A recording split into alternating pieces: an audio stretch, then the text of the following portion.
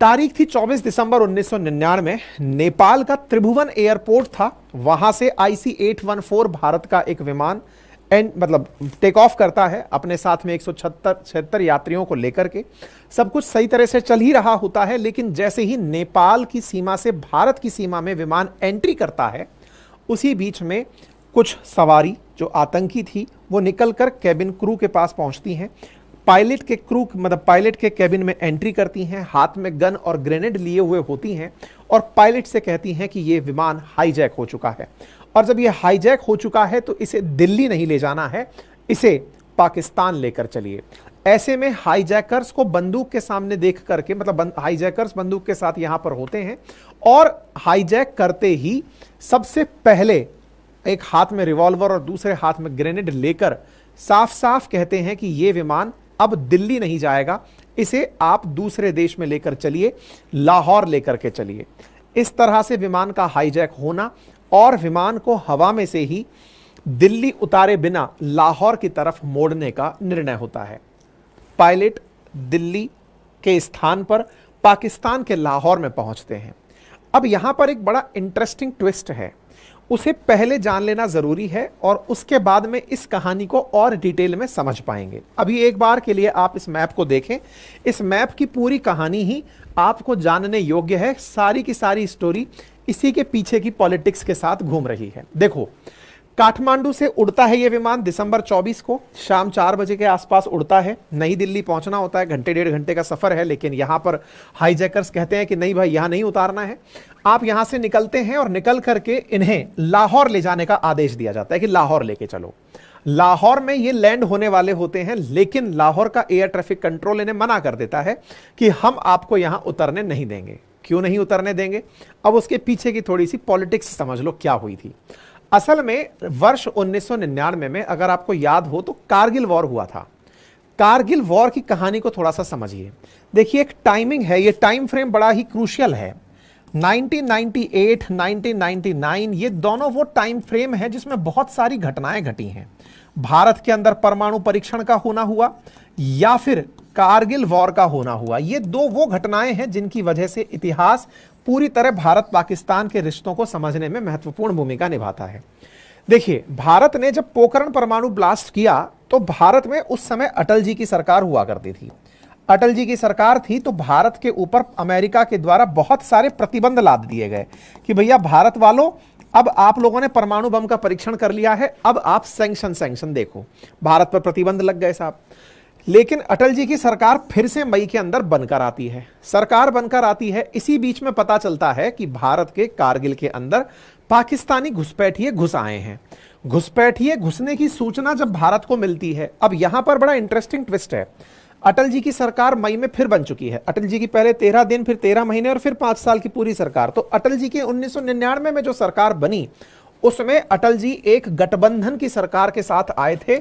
NDA की सरकार थी जिसमें बीजेपी, जो कि सबसे ज्यादा सीटें लेकर थी, उसके पास 182 सीटें थी। जैसे आज 240 है, ऐसे उस समय इनके पास 182 एमपी थे और कांग्रेस के पास लगभग 114 एमपी थे उस समय अपोजिशन के अंदर। ठीक है, अच्छा, किसी भी पार्टी को स्पष्ट बहुमत नहीं था, यानी गठबंधन की सरकार थी। और गठबंधन की सरकारें जो हैं वो किस तरह से चलती हैं, मजबूर होती हैं या मजबूत होती हैं, ये बड़ा सवाल है। ऐसे में एनडीए की सरकार है, बीजेपी 182 पर है। अब यहां पर बड़ा ही जबरदस्त पॉलिटिकल खेला है, और वो क्या है, 99 में कारगिल वॉर चल रहा है, 26 जुलाई को हम कारगिल जीत जाते हैं। इंटरेस्टिंग बात समझिए, उस समय पाकिस्तान में सरकार होती है नवाज शरीफ की, और नवाज शरीफ साफ साफ ये कह रहे होते हैं कि मैं इस कारगिल वॉर के लिए जिम्मेदार नहीं हूं। नवाज शरीफ डे वन से ये कह रहे होते हैं कि कुछ कबीले के लोग हैं जो जाकर के कारगिल की चोटियों पर कब्जा कर लिए, ये पाकिस्तान का किया धरा नहीं है। नवाज शरीफ जब इस तरह की बातें बोल रहे होते हैं, लेकिन यहां पर कबीलों के साथ में सेना का होना जब पता चलता है कि कारगिल के अंदर असल में कबीले नहीं, कबीले की वेशभूषा में पाकिस्तानी सेना है जो अंदर घुसाई है, तो नवाज शरीफ को भी जब यह बात पहली बार पता चलती है कि मेरे साथ ही धोखा हो गया, उस समय पाकिस्तान की सेना में परवेज मुशर्रफ जो है ना, वो उस समय पर क्या होते हैं, जनरल होते हैं, सेना के जनरल होते हैं। अब नवाज शरीफ पीएम पाकिस्तान, इधर परवेज मुशर्रफ, जिन्होंने नवाज शरीफ को धोखे में रखा था। किस बात के धोखे में? कि साहब वहां पर कबीले गए हैं, सेना नहीं गई है। नवाज शरीफ इनसे पूछते हैं कि क्या आपने वहां सेना भेजी है? बोले नहीं। लेकिन जब युद्ध होने लगा, सेना के सारे हथियार वहां दिखने लगे, तो यह समझ में आ गया कि नवाज शरीफ को परवेज मुशर्रफ ने धोखे में रखा है। ऐसे में नवाज शरीफ की सरकार को ही गिरा दिया जाता है। अराउंड अक्टूबर के आसपास की बात है, परवेज मुशर्रफ तख्ता पलट कर देते हैं, नवाज शरीफ को हटा करके, और परवेज मुशर्रफ ही पाकिस्तान की सरकार को कब्जे में ले लेते हैं। इसका मतलब अब पाकिस्तान में जिस समय यह हाईजैक हो रहा है, परवेज मुशर्रफ सरकार में बैठे हुए हैं, सेना प्रमुख अब देश चला रहे हैं। तो अब स्थितियों को समझिए। स्थितियां कुछ इस तरह की हैं कि 1999 दिसंबर में जिस समय यह हाईजैक हुआ, उससे 3 महीने पहले ही पाकिस्तान कारगिल का युद्ध हार कर बैठा था।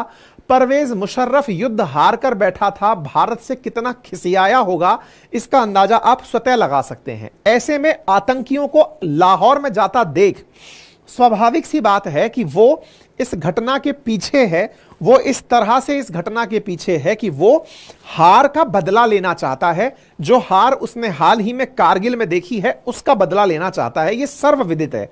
लेकिन फिर भी अपनी इमेज को बचाने के लिए वो आतंकियों को अपने यहां शरण नहीं देना चाहता। इसलिए लाहौर से साफ मना कर दिया जाता है आतंकियों के जहाज को उतरने से, कि साहब हम नहीं उतरने देंगे, क्योंकि हम नहीं चाहते कि जबरदस्ती फिर से एक संघर्ष और शुरू हो जाए। मतलब इस पूरी घटना के पीछे पाकिस्तान की आईएसआई यानी खुफिया एजेंसी थी, लेकिन फिर भी वो इस पूरी घटना में अपने आप को चुप बिठा करके कि हम फ्रंट फुट पर नहीं आना चाहते। आतंकियों का मामला है, वो आतंकी जो पाकिस्तान के हैं, लेकिन पाकिस्तान की सरकार का इससे कोई लेना देना नहीं है, सेना का कोई लेना देना नहीं है। पाकिस्तान में तीन हेड हैं, मतलब 3 पावर संस्थाएं हैं, पाकिस्तान की सरकार, पाकिस्तान की सेना और पाकिस्तान के आतंकी। जैसे भारत में होता है ना न्यायपालिका, कार्यपालिका, व्यवस्थापिका, ऐसे इनके यहां पर पाकिस्तान की सरकार, पाकिस्तान की सेना, पाकिस्तान के आतंकी। पाकिस्तान की सरकार को तो पलटा दिया गया क्योंकि नवाज शरीफ हट गए। परवेज मुशर्रफ सत्ता में है क्योंकि सेना प्रमुख हैं। आतंकियों ने अपनी तरफ से काम किया है तो बोले हम उसके जिम्मेदार नहीं होते साहब। यानी पाकिस्तान 3 तरह से चल रहा था, आज भी वैसे ही चलता है। आने दीजिए, आगे चलते हैं साहब। लाहौर में उतरने नहीं दिया गया। अब फ्यूल खत्म होने लगा। अच्छा, उस समय की जो फ्लाइट्स हुआ करती थी, जो डोमेस्टिक या अंतरराष्ट्रीय छोटी दूरी की फ्लाइट होती थी, इनमें इतना ही फ्यूल एक बार में भरा जा सकता था कि ये 4 घंटे ही उड़ सकती हैं। ऐसे में यहां से उड़ी फ्लाइट जो नई दिल्ली पहुंचने वाली थी, 4 बजे उड़ी हुई फ्लाइट थी जिसे अमृतसर पहुंचना था। अब सॉरी, देखिए लाहौर पहुंच गई। लाहौर उतरने के लिए जब इसने कहा तो मना कर दिया। अब देखो, इसको उतरने के लिए जब मना कर दिया तो ये फ्लाइट घूमकर वापस अमृतसर आई। तो लाहौर उतरने नहीं दिया गया तो अमृतसर घूमकर आई। अमृतसर इस जगह पर क्यों उतारा गया? क्योंकि कहीं ना कहीं से तो फ्यूल भरवाना है। अब फ्यूल भरवाना है, अमृतसर में फ्लाइट को उतारा गया। पहली बार लाहौर गई तो उतरने नहीं दिया, घूमकर वापस अमृतसर आई और यहां पर फ्लाइट लैंड हो जाती है। अमृतसर भारत के पंजाब का शहर, ठीक है, वहां पर फ्लाइट उतरती है। फ्लाइट कितने बजे उतरती है? 7 बजे उतरती है। 3 घंटे ऑलरेडी हवा में रह ली है, 4 घंटे ही अधिकतम चल सकती है। 4 घंटे बाद वो हवा में ही उसका फ्यूल खत्म हो जाएगा, फिर वो क्रैश हो जाएगी। ऐसे में अब 3 घंटे चल चुकी है। यहां पर विमान का पायलट बोलता है कि भैया इसकी रिफ्यूलिंग करा लो अगर इसको आगे लेकर चलना है। आतंकी कहां ले जाना चाहते थे? आतंकी इसे कंधार ले जाना चाहते थे। क्यों ले जाना चाहते थे? क्योंकि वहां तालिबान का शासन था। तालिबान ऑलरेडी दुनिया भर की नजर में आतंकी थे। आतंकी भाई भाई इस तरह से बोले अपन वहां उतर कर चलेंगे। अब क्या होता है, अब ध्यान से देखो। अमृतसर यहां पर 7 बजे ये फ्लाइट उतरती है। जैसे ही ये फ्लाइट उतरती है, इसके अंदर आतंकी अनाउंस करवाते भैया हमें तेल चाहिए, रिफ्यूलिंग कर दो। लेकिन डर यह रहता है कि अगर यहां पर फ्लाइट उतर गई तो यहां से सेना और पुलिस वाले आकर के आतंकियों के ऊपर फायरिंग कर देंगे और फायरिंग करके इस विमान को उड़ने ही नहीं देंगे। ऐसे में आतंकी इस फ्लाइट को बंद नहीं करते, चालू रखते हैं। लगभग 50 मिनट तक अमृतसर एयरपोर्ट पर यह विमान खड़ा रहता है। जितना फ्यूल था वो भी जलता रहता है, क्योंकि फ्यूल तो इतना ही है कि वो 4 घंटे अधिकतम चलेगा। इधर की तरफ 50 मिनट का समय निकलता है। यहीं पर एक तगड़ा काम होता है, और वो क्या है? भारत की सरकार को लगभग 5 बजे के आसपास ही पता चल चुका होता है कि हमारा विमान हाईजैक हो चुका है। हाईजैक हो चुका है। अमृतसर पहुंचते पहुंचते भारत के अंदर जो खुफिया एजेंसी हैं उनके प्रमुखों को, गृह मंत्रालय को, इन सबको आइडिया हो गया कि अमृतसर में हमारा विमान अटक गया है। अब मजबूरी देखिए, दिक्कत यह हो रही है कि यहां अब, हाँ, पंजाब के बारे में भी सुन लो। देखो, इंडिया में सरकार किसकी चल रही है? तो इंडिया में सरकार चल रही है एनडीए की, जिसमें बीजेपी बहुमत में है। लेकिन बहुमत में है, किसी भी प्रकार से यह टैग नहीं होना चाहते कि हमने आतंकियों के कारण आम जनता को मार दिया। आम जनता को मारने का कोई भी रिस्क नहीं लेना चाह रहा है। दूसरी तरफ चलिए, अमृतसर के अंदर प्रकाश सिंह बादल की सरकार है, अकाली दल, जो कि एनडीए का सहयोगी संगठन है। अब बादल सरकार जब तक परमिशन अपनी पुलिस को ना दे, वहां के जो डीजीपी हैं उनको परमिशन ना दे, वो यहां पर जाकर इस पे हमला नहीं कर सकते।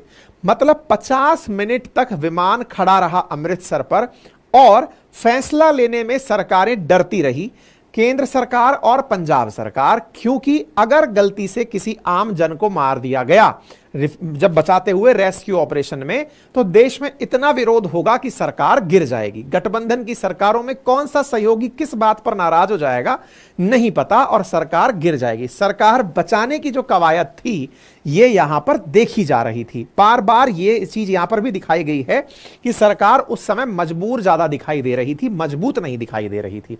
हालांकि वही सरकार जो कारगिल जीत चुकी थी, वही सरकार अब इस समय आतंकियों के सामने अपनों को बचाने के लिए उसमें थी कि यार कोई मर ना जाए। ऐसे में यहां पर खड़ा रहा लगभग 50 मिनट विमान यहां से टेक ऑफ करता है बिना तेल भराए। तेल भराने आया था, लेकिन तेल क्यों नहीं भरा पाया? क्योंकि जो तेल भरने वाला ट्रक गया था, उस ट्रक से डर यह लगा कि इसके पीछे सेना है और वो जैसे ही यहां पर आएगी और वो गोलीबारी कर देगी। विमान बिना एटीसी की परमिशन लिए ही यहां से उड़ा दिया जाता है और यहां से विमान को उड़ाकर फिर से पाकिस्तान ले जाया जाता है।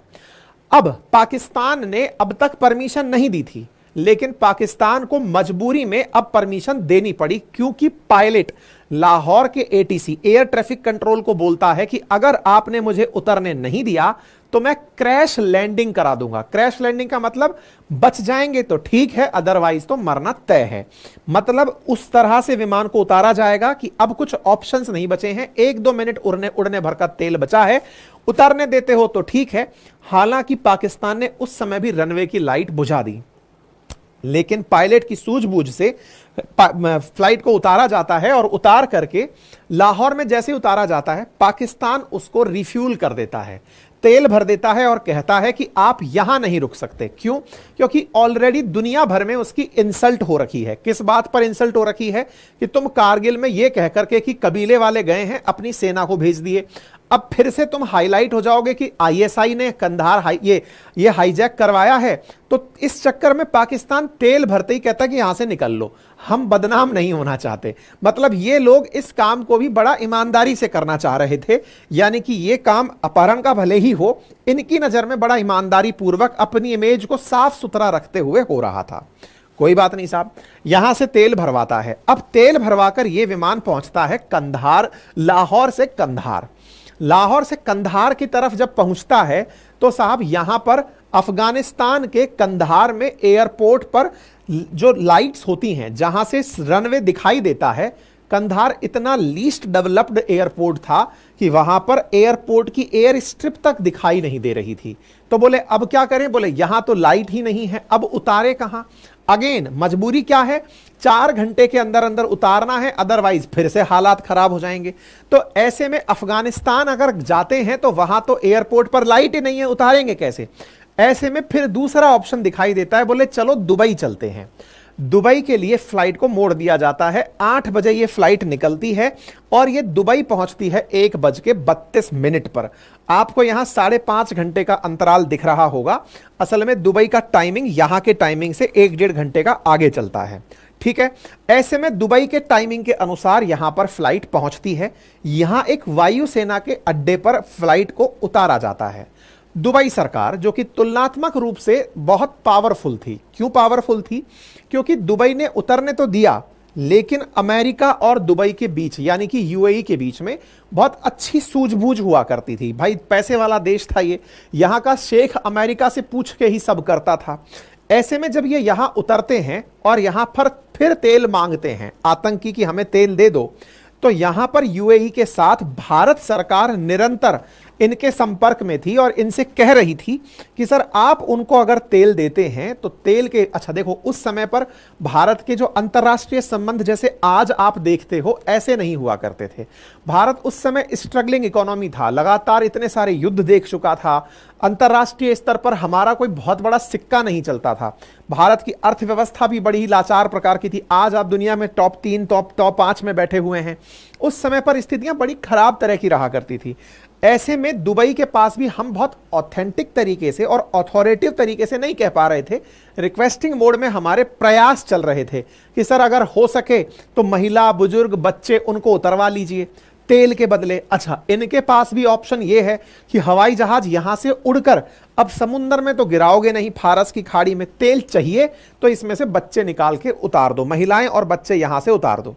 तो यहां से कुछ 25-30 के आसपास जो सवारियां हैं वो दुबई एयरपोर्ट पर उतार दी जाती हैं। सवारियां उतरती हैं, बदले में तेल मिलता है, दिन होने का इंतजार होता है। सुबह सुबह ये भाई लोग यहां से अपना जितना भी भारत की तरफ से कोऑर्डिनेशन था, अपने जो परिवारजन थे उनको वापस ले लेते हैं। इधर आतंकी जो हैं वो अपनी फ्लाइट उठाते हैं और उठा करके वापस अफगानिस्तान पहुंच जाते हैं। सुबह सुबह 8:33 पर कंधार में 25 दिसंबर के दिन फ्लाइट लैंड हो जाती है। अब इस पूरे घटनाक्रम में जितनी देर फ्लाइट घूमी है, यहां पहुंची है, इस पूरे दौरान कोई रेस्क्यू ऑपरेशन नहीं हुआ। यहां पहुंचने से पहले आतंकियों ने कोई भी मांग नहीं रखी, यहां पहुंचकर ही उन्होंने अपनी तरफ से मांगे रखी कि हम चाहते क्या हैं। मतलब ये देखें आप कि यहां तक पूरा कार्यक्रम कालखंड जो हुआ, इससे अंदाजा लगा सकते हैं आज के समय में और उसके समय में कितना अंतर है। आज के समय में इतनी तेज टेक्नोलॉजी है, इतनी तेज, आज अगर ऐसी घटना हो तो हवा के अंदर ही फाइटर जेट्स पहुंच जाएंगे। आज अगर ऐसी घटना हो तो क्रॉस बॉर्डर भी रडार में चीजें पता चल जाएंगी। आज अगर ऐसी घटना हो तो यूएई के अंदर अब भारतीय सेना खुद जाकर के कार्रवाई करने में सक्षम होगी, क्योंकि यहां पर हमारे बहुत अच्छे देश के बीच में स्ट्रेटेजिक टाइज हैं। तो ऐसे में उस समय मतलब सब कुछ चल रहा था और दिल्ली के अंदर बस बैठकर यह मंथन हो रहा था कि करें तो करें क्या। इस तरह से यह घटना घटी कि इस पूरे कालखंड में यहां तक विमान पहुंचता है इस उम्मीद के साथ कि ठीक है, अब देखते हैं ये लोग क्या मांगते हैं। यहां पर उस समय देश में विदेश मंत्री हुआ करते थे जसवंत सिंह। जसवंत सिंह केंद्र के मंत्री थे, विदेश मंत्री थे। अब यहां से नेगोशिएशन शुरू होता है। कंधार के अंदर बैठे जो हाईजैकर्स हैं उनके द्वारा मांग रखी जाती हैं, क्योंकि यहां तालिबान का शासन है। तालिबान का शासन है, कंधार के अंदर फ्लाइट खड़ी है तो तालिबान की भी माननी पड़ेगी। ऐसे में भारत की तरफ से कुछ अधिकारी, जिसमें उस समय के जो बड़े अधिकारी थे उन लोगों को यहां पर भेजा जाता है, जिसमें अजित डोभाल साहब भी एक अधिकारी हैं। उस समय वो एक मतलब अधिकारी होंगे, उस समय जिस भी लेवल पर रहे होंगे, वो यहां पर पहुंचते हैं और यहां पहुंच करके इनके साथ में नेगोशिएशंस शुरू होते हैं। नेगोशिएशंस में इनके द्वारा, आतंकियों के द्वारा 36 आतंकियों की रिहाई, $200 मिलियन और एक आतंकी का शव जो कि भारत में दफन है उसे मांगा जाता है। 36 आतंकी, $200 मिलियन और एक आतंकी का शव जब मांगा जाता है तो यहां से जो गए हुए जो भारत के प्रतिनिधि हैं वो इनके साथ निरंतर नेगोशिएट करते रहते हैं। नेगोशिएशन के अंदर शव को लेकर के और पैसे को लेकर तालिबान वीटो कर देता है। तालिबान बोलता है कि यह गैर इस्लामिक है और हम अपने देश में ऐसा कुछ भी नहीं होने देंगे जो गैर इस्लामिक हो। ऐसे में हम आपको ना तो शव मांगने देंगे ना पैसे मांगने देंगे, बाकी चीज जो मांगनी है उसके लिए नेगोशिएशन करते रहो। इधर 36 वर्सेस भारत के सारे की सारे जो नागरिक हैं उनके लिए नेगोशिएशन शुरू होते हैं कि इतने आतंकी छोड़ोगे तब हम आपके लोगों को छोड़ेंगे। काफी दिन तक ये नेगोशिएशन चलते हैं, लगभग 6-7 दिन तक की ये घटनाक्रम चलती है। आखिरी दिन जाकर के तालिबान, भारत के सभी प्रयास, उसके बाद इस सभी संयुक्त प्रयासों का परिणाम यह निकलता है कि भारत सरकार 3 आतंकियों के बदले अपने लोगों को छुड़ाने में कामयाब होती है। लेकिन जिन आतंकियों को भारत ने छोड़ा, अच्छा, छोड़ने के लिए भी भारत की तरफ से भारत के विदेश मंत्री गए और वो अपने साथ में उनको लेकर गए और वहां पर उनको यहां रिहा किया जाता है। इसके साथ साथ अपने लोगों को सुरक्षित वहां से वापस लाया जाता है। जब ये सारा घटनाक्रम हुआ उस दौरान आप विचार कीजिए, लगभग 31 दिसंबर को जाकर के ये लोग भारत वापस लौटे हैं। तो 24 तारीख से लेकर 31 तारीख तक भारत में जो हालात थे वो हर मीडिया की हेडलाइन यही थी, हर अखबार की हेडलाइन यही थी, कंधार हाईजैक। सरकार से तमाम प्रकार के प्रयास, और सरकार उस समय केवल इसलिए शांत कि यहां पर एक्शन क्या लें। अगर हम डायरेक्ट सैन्य कार्यवाही कर दें, मतलब भारत की खुफिया एजेंसी के लोग इस तरह से भी तैयार थे कि हम यहां पर डायरेक्ट कार्यवाही कर दें, लेकिन सबसे बड़ा डर यह कि अगर लोग मर गए तो भारत में कितने सवाल पूछे जाएंगे। ये वस्तु स्थिति इस वेब सीरीज में दिखाई गई है। अच्छा, अब यहां पर बवाल किस बात को लेकर हो रहा है, ये सारा घटनाक्रम मैंने आप लोगों को बता दिया। यहां पर 36 आतंकियों की रिहाई, साथ में सज्जाद अफगानी का शव और 200 मिलियन अमेरिकी डॉलर मांगे गए थे। ये मैंने आप लोगों को यहां पर बता दिया। अब बवाल किस बात पर है उसको समझते हैं। देखिए, ये 3 आतंकी छुड़वाए गए थे, मसूद अजहर, मुश्ताक जरगर और उमर शेख। ठीक है, अब इसमें कहानी क्या है कि जो व्यक्ति यहां से विमानों को ले जा, मतलब जो आतंकी यहां से विमान को अपहरण करके ले जा रहे थे, उन्होंने अपने जो कोड नेम थे ना, वो हिंदू कोड नेम रखे हुए थे। हिंदू कोड नेम में एक था चीफ, एक था डॉक्टर, एक था बर्गर, एक का नाम था भोला और एक का नाम था शंकर। यानी कि उन्हें कोई पहचान ना पाए। सबने मंकी कैप लगाई हुई थी और एक दूसरे से जब वो बातें कर रहे थे तो वो बातें कोड नेम के साथ कर रहे थे, कोई भी किसी का ओरिजिनल नाम नहीं ले रहा था। अगर आप इन नामों पर गौर करें तो शंकर भगवान का नाम होता है, भोला भी भगवान शिव का नाम होता है। तो भगवानों के नाम ये आतंकी यूज कर रहे थे। हाईजैकर्स के असली नाम क्या थे?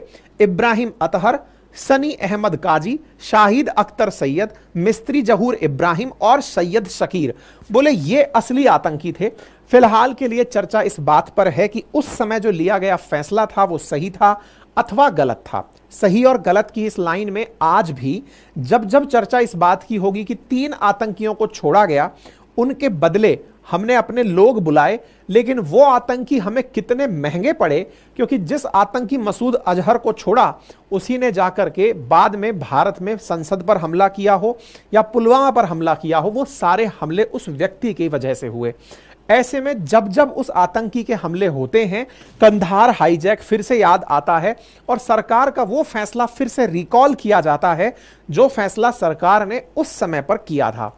सरकार के उन फैसलों को आज फिर से यदि याद किया जाए तो यही याद किया जाता है कि उस समय अटल जी सरकार में थे और अटल जी के साथ में सरकार में जो सहायक दल थे उसमें शिवसेना, शिरोमणि अकाली दल, लोक जनशक्ति पार्टी, समता पार्टी, बीजू जनता दल, डीएमके, जनता दल यानी जेडीयू और ममता बनर्जी वाली जो तृणमूल कांग्रेस है, ये सारे की सारी उस समय सरकार के सहयोगी गठबंधन घटक दल हुआ करते थे जिस समय यह घटना हुई थी। ऐसे में जो आज अपोजिशन में बैठे हुए हैं, जैसे कि शिवसेना जो उद्धव ठाकरे गुट है, मतलब ये जो तृणमूल कांग्रेस है या फिर शिरोमणि अकाली दल है, ये आज अपोजिशन में है, लेकिन उस समय ये सत्ता पक्ष के साथ थे। और उस समय के जो गठबंधन सरकार थी जिसमें बीजेपी मेजॉरिटी नंबर के साथ नहीं थी, वो यहां पर सबसे ज्यादा सीट लेकर 182 सीट के साथ सरकार में प्रधानमंत्री पद पाई थी। ऐसे में गठबंधन की सरकार मजबूर ज्यादा दिखाई दी, मजबूत कम दिखाई दी। उन्होंने आतंकियों को रिहा किया, यही सबसे बड़ा सवाल बना। ठीक है।